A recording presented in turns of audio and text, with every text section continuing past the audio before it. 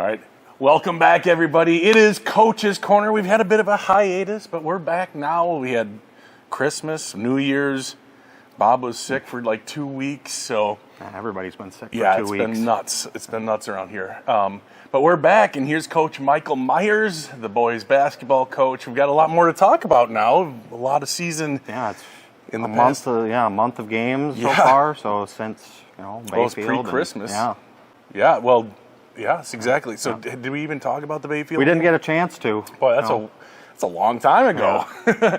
So you guys are having a tremendous season, 9-2 on the year. You just beat a good Turtle Lake team who was also 9-2. They were 9-2 going into it. They were 9-2 going into it, and you guys had a game canceled the other night. But boy, I don't know. You got to be pretty satisfied where you guys are. Kind of, thinking, start of the year and. We're really young, so, you can kind of think that you're maybe overperforming a little bit. But, past couple of games, we had a little bit of hiccup against Somerset, gave up a lot of points. Yeah. But then, since then, we've really kind of dialed it up on both ends of the floor. Well, you guys are scoring a lot of points, over 70 a game. I feel like that's a lot for 36 minutes. Yeah. So you weren't quite expecting that? Or? Well, I thought that we'd be able to score still. You had Jaden and Caleb can certainly put the ball in the basket, and Daxter plays really hard. So well, I think Daxter's been a really nice surprise offensively. I think he's really improved since last year. Not that he was bad last year, but he's up in the double digits now too. Yeah, having three guys at double figures, certainly makes it a lot easier to get to 70. And not just 11 and 15, 12, 11, and it's 20, 28.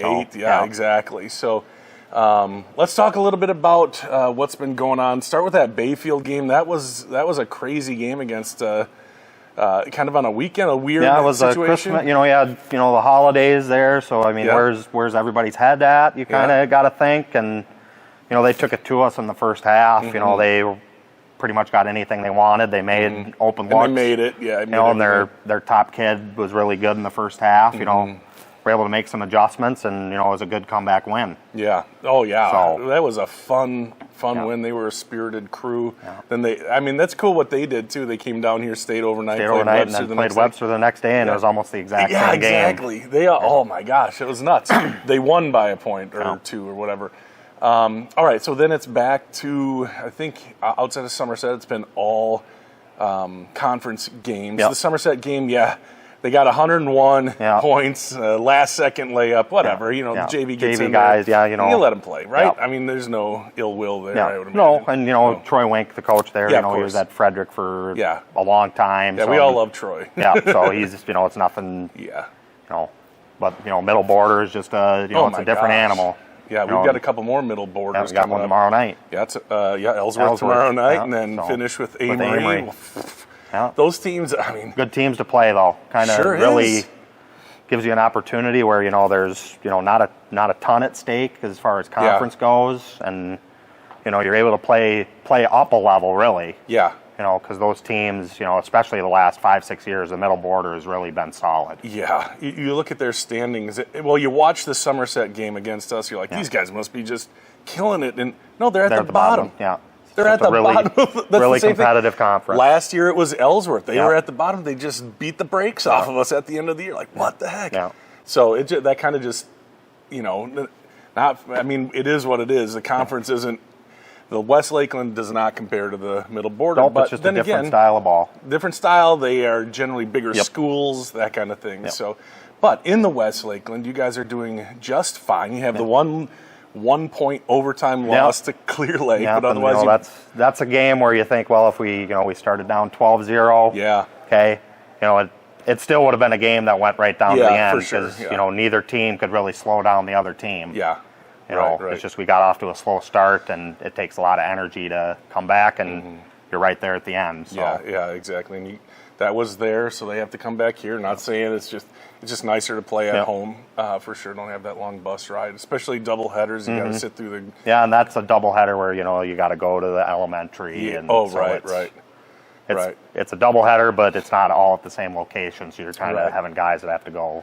I always like Clear Lake, though. They always treat us well. At least they treated me well, and I don't know. It's a good atmosphere, good ball knowledge in Clear Lake for sure. So All right, so you guys are, one loss in conference.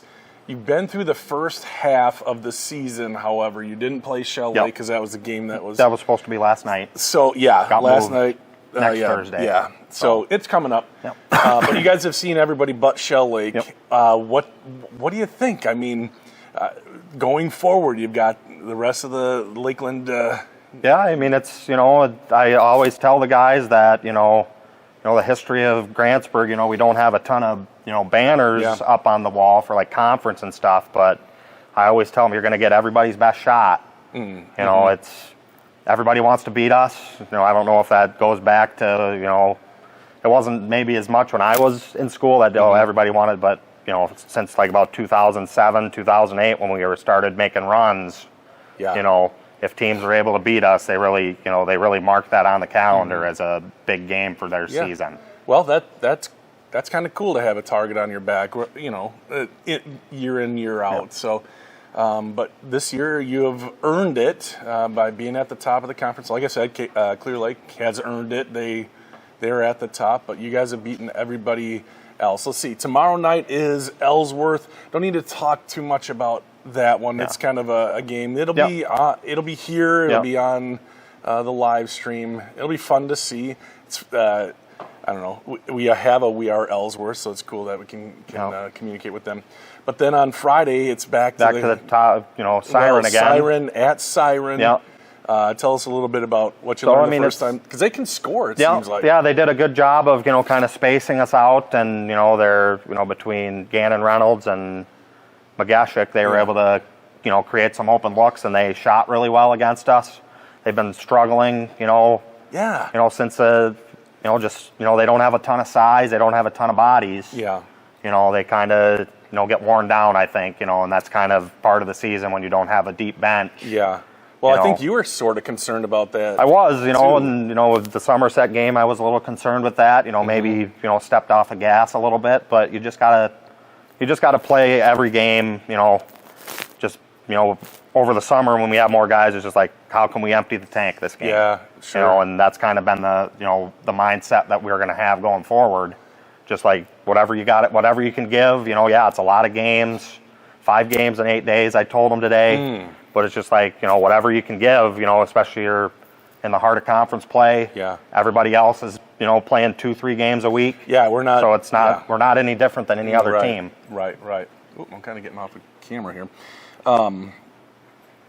So that Somerset game, one interesting fact, you said you took the foot off the pedal a little bit.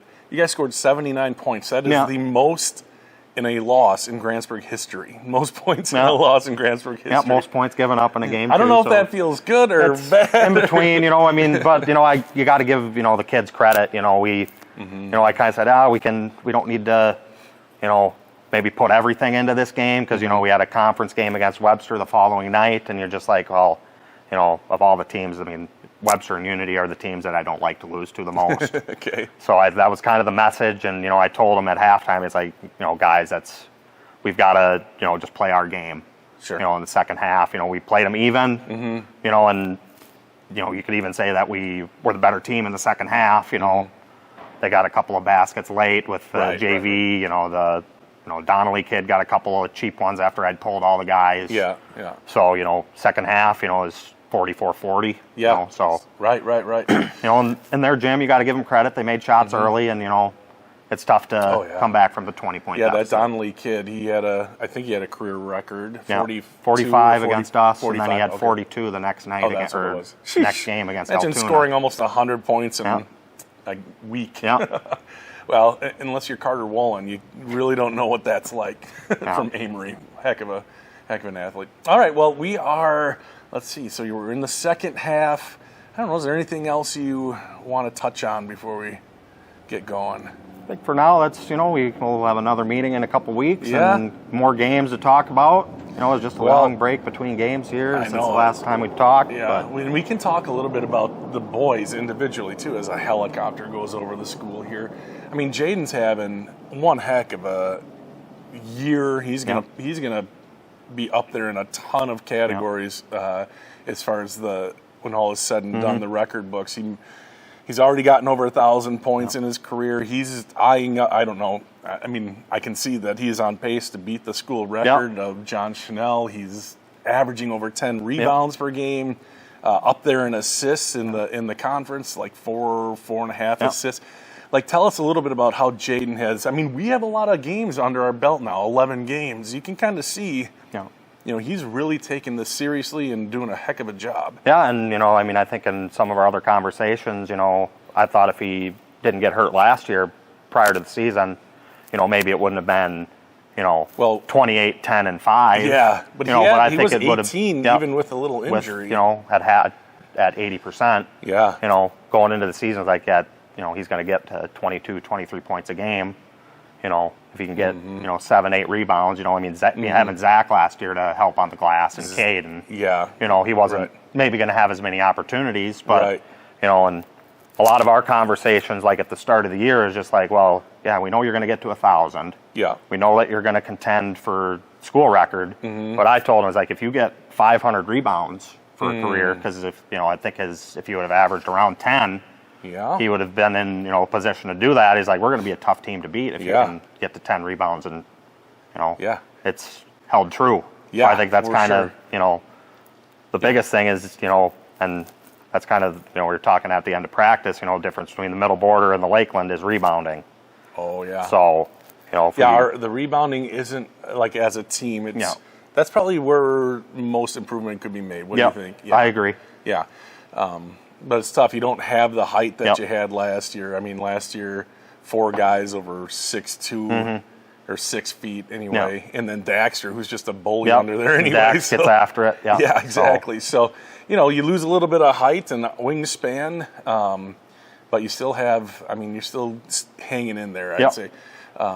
How do you deal with? And maybe we've touched on this before too, but let's just remind people. You've got the senior in Jaden, who's just, I mean, phenomenal.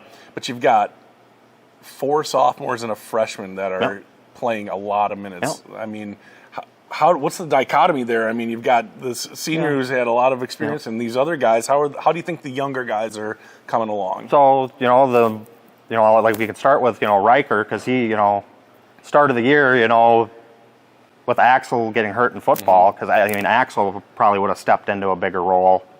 But Riker, you know, he plays hard. You know, he asks questions. That's kind of, you know, if he doesn't have an answer, he doesn't hesitate to ask a question to try to, you know, we don't always have the best answers for him, but we know that he's always going to ask a question about, oh, how can I do this better? You must like that as a coach. I mean, yeah, because, you know, I like to answer questions. You can't steer a parked car. So perfect. Yeah. And his energy every night. You know, he's, you know, there was one game I think that he took 4 charges and none of them were called. You know, he's just always seems to always be in the right place at the right time. You know, he gets a little bit out of place, but, you know, he's a freshman. Right. You know, that's going to happen. Well, but he does anticipate really well, and he's quick. Yeah. Like, he's quick. He's on the ground a lot. Yeah. Oh, yeah. Hustle. I mean, and that's the same for Dylan, Dax. Yeah. It's not, like, unnecessarily either. Nope. It's a loose ball. I've got to be the guy to go get it. Got to love that's that something mentality. As a freshman. Yeah. Yeah. And then all those sophomores. You know, like, tell us a little bit of how are they coming out. You had Caleb, who started last year down to, I mean, then you've got Dylan, who didn't even play last year, but they're all really contributing. They just all play, you know, whatever's asked of them. Hey, I don't know, I mean, there can be a little bit of, you know, back and forth with, you know, Jaden and Caleb, because, you know, they're the leaders of the team, but whatever they're at, you know, those other guys, it's like you tell them to do something, it's like they're going to do their best to try to do it. I mean, you know, we're talking about Riker on the floor. Dylan's always on the floor after 50-50 balls. Okay, Cookie gets on the floor. Okay, and, you know, he'd like a couple of plays back probably, you know, finishing around the hoop, but they're always just playing as hard as they can. Yeah. You know, they're having that empty the tank mentality. Love it. Absolutely. All right. I think that's it. Lots of basketball to come up. We'll be doing this with Trevor next week, the girls' coaches corner. So we'll catch up with you in a couple weeks. Yeah, we'll have a lot better idea of what's happening. Yeah. See if we're playing for seeding or whatnot. Yeah. See where the conference is at. Yeah. And so appreciate it. All right. Thanks. Yep. Thanks, Bob.